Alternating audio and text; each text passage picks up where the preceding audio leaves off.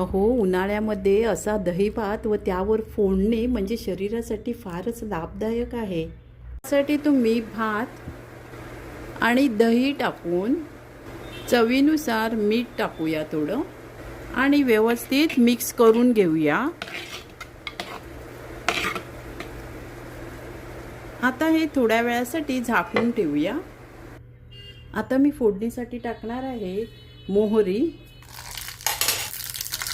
जिरं, थोडा हिंग टाकूया,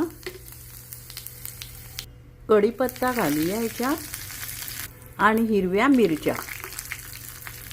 आता हे मिश्रण आपण याच्यात टाकूया. फोडणी सगळं व्यवस्थित मिक्स करून घेऊया.